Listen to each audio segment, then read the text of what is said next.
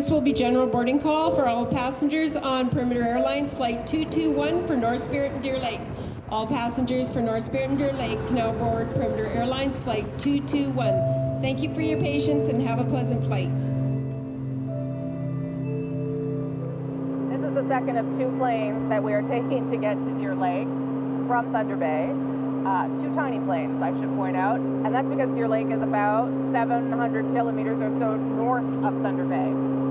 And that's the reality for many, many Indigenous kids who live in these communities who, after grade 9, have to go somewhere else to finish high school.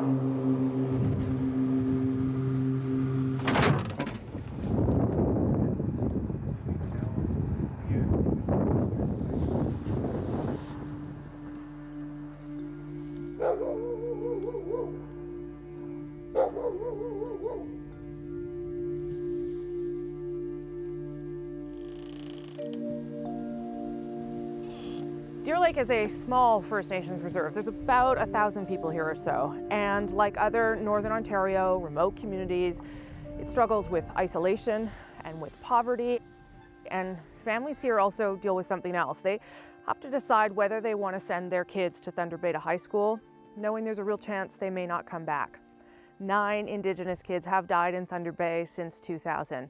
And now, more and more families in communities like this one are deciding they just won't take that risk. We've come here to meet 2 families who have made 2 really different choices about their children's education. First, we'll talk to Jeremy Sawanis, who has decided that he won't send his daughter, Janelle, to Thunder Bay. This is very special. I enjoy hunting with her and trying to teach her what I know. I guess it's special. Hanging out with your dad.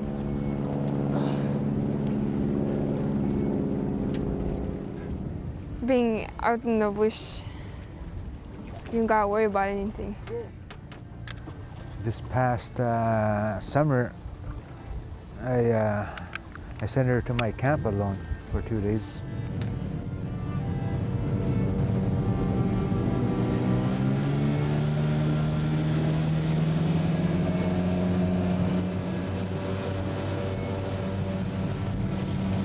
So you're going back to school tomorrow. Yeah, How do you feel about it? feels good to go back out, but you're leaving home and your family. Yeah, that's hard. Yeah. We were thinking about sending her to Thunder Bay at first because there was more opportunities, like hockey, for instance. So why did you decide not to do that? I guess for safety concerns for my daughter. You know, I don't want what's going on there right now with all the headlines you see about Native people. It's scary for you. Yeah, it's very scary. Have you had any incidents of anyone saying anything mean to you, or? Oh, but you've seen that in Thunder Bay yourself. Yeah, I've seen it. I had an incident where they threw eggs at me and called and said a bunch of racial slurs. I thought it would change over the years, but that was like 17 years ago. And it's still happening. Yeah, it's still happening.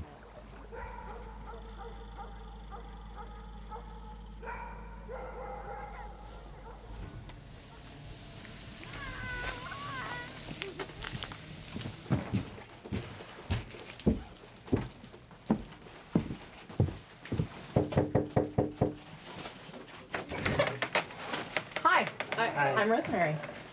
You're Wayne. Nice to meet you, Wayne. Annie. Annie. Nice to meet you. Can I come in? Yes. All right. Boots on or off?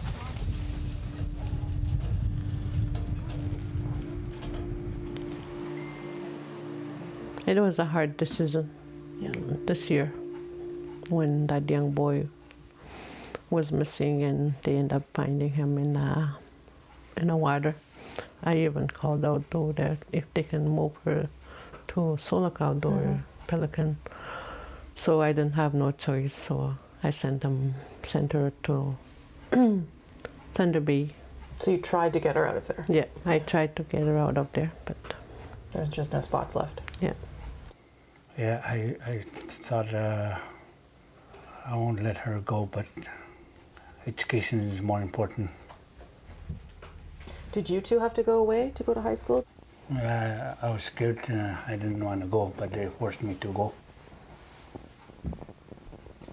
Those people that came to get me, they forced me to end up playing. Because it was a residential school. Yeah, Yeah. Were you badly treated at your school? yeah. Yeah. Do you want to tell me how? No. Is it stuff that's still close to you? Yeah. Yeah.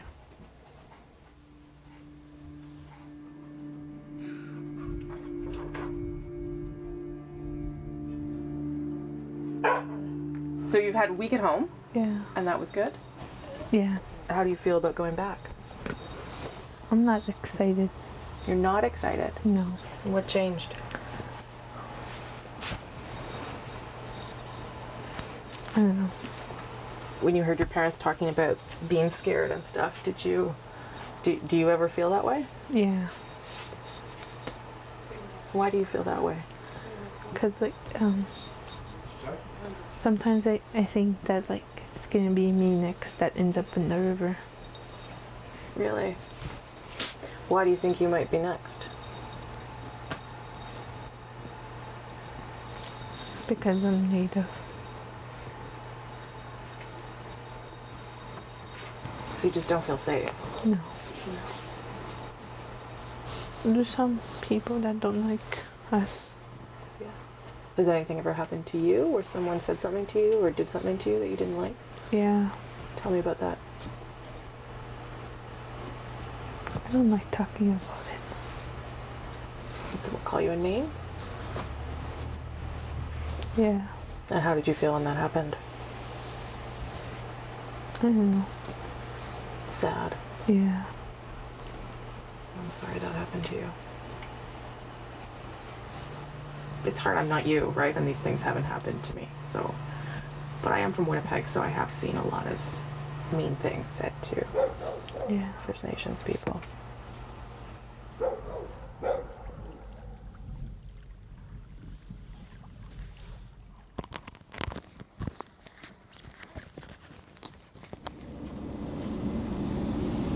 So that's the north stuff you're going on? Our elders going to say a few words for the students before they go. Everybody would take their hats off, stand up.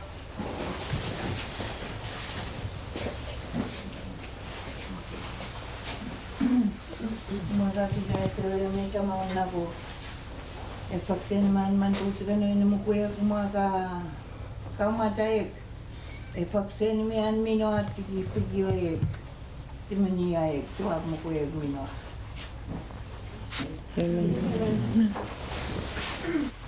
No, I know it's very hard for you guys to leave again. We want you to come home. Not in a wooden box either. And you guys are going to have to stay away from drinking and drugs in order to do that. So you guys be safe out there. Remember last time I told you guys are representing Deer Lake out there.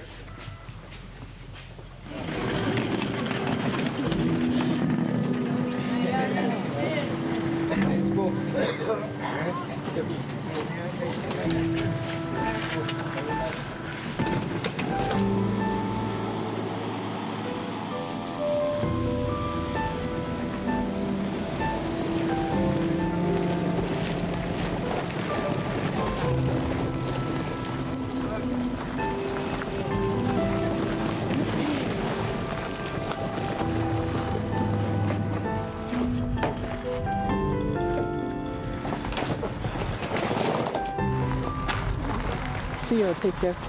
I love you. 17 passengers again? Oh, 18. Oh, 18. There we are. All right. Sorry? Yeah.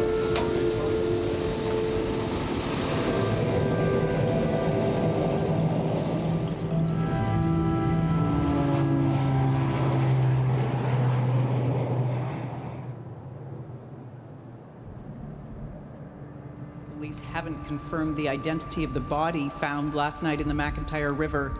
But all 7 of the young people died after leaving their remote communities to study in Thunder Bay. Approximately 7 o'clock. Les corps de 3 autochtones, dont 2 ce mois-ci, ont été repêchés dans la rivière. Some people on a boat that had discovered what appeared to be a body in the middle of the river.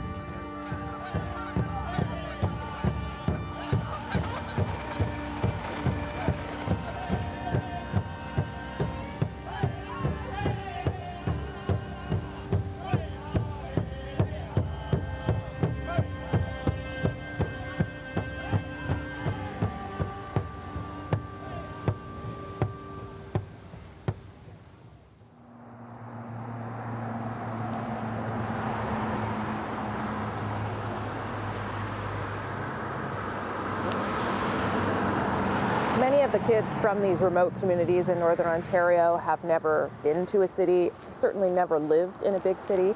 So tonight we're going to meet with Rob Kekagamic. He works with the kids and the communities to try and keep them out of trouble.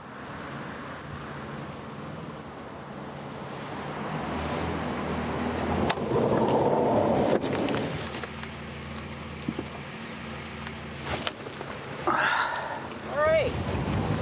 I want to check in with our foot patrol. Well, they'll be there in about 5 minutes by shoppers. Great. The on-call are acting like guardians or somewhat parents away from home. Sure. And provide rides and support to them when they're out and about for activities. But we can never replace parents in terms of monitoring their children. I think it's just natural. Parents will monitor and support their kids best. Yeah, good.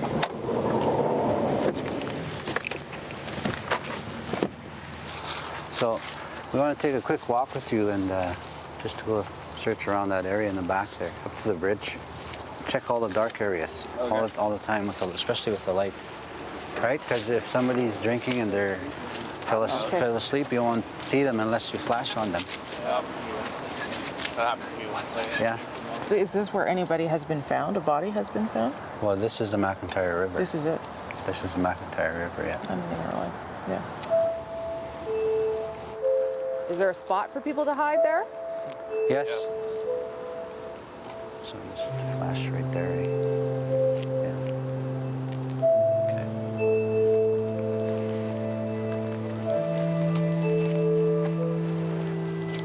Do you think that 9 is the end of it? I don't want to even think that way. Our goal is to keep our students safe and to pursue their education and to get their grade 12. But you hope that 9 is the end of it? Well, I'm not. Oh, I hope that we don't. Yes, I really hope that there's no more. We don't lose any more youth. Yes, definitely. Yeah.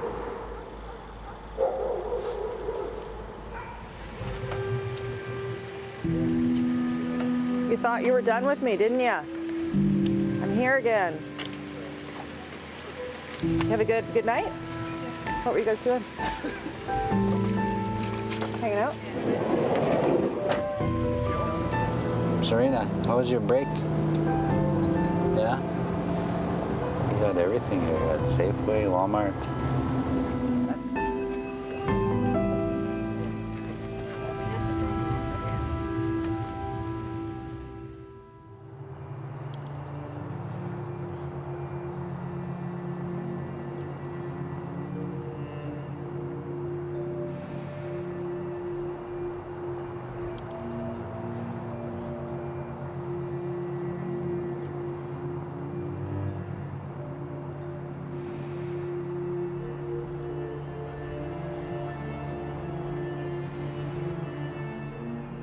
Our story raises some hard questions. For starters, just how dangerous is Thunder Bay for Indigenous kids from small communities? I asked Alvin Fiddler. He's the Grand Chief of the Anishinaabe Aski Nation. I think the degree of racism that we're seeing here in Thunder Bay is extreme. And I think the first step would be for the city, the police, to acknowledge that. Are there areas where you could have done better? We know that we're not doing enough. I admit that. But what else we can do, and what else can the city of Thunder Bay do? What else can the government of Canada do, or Ontario? and others that have an investment in these children and families. So losing one child is tragic, but losing 7, 8, 9, that's horrific. The bottom line, why should families be forced to put their kids at risk to get the education most Canadians take for granted? I put that to Jane Philpott. She's the Minister of Indigenous Services, after showing her part of our story. Why do you feel that way? Because sometimes I think that it's going to be me next that ends up in the river. Why do you think you might be next? Because I'm Native. Thunder Bay Mayor, the Alvin Fiddler, everyone took some responsibility for the fact that this isn't ideal. Does the federal government also take that responsibility? Absolutely. No, there's no question that this is not what we want for our kids. What we are working toward in our journey of reconciliation is what every Canadian wants, control over their own lives, and so self-determination, self-control, self-government, and in the case of school systems, for First Nations to run the systems for their families is absolutely ideal. Children all deserve the right to feel safe and protected, where they'll have good teachers, the right resources, and a safe environment.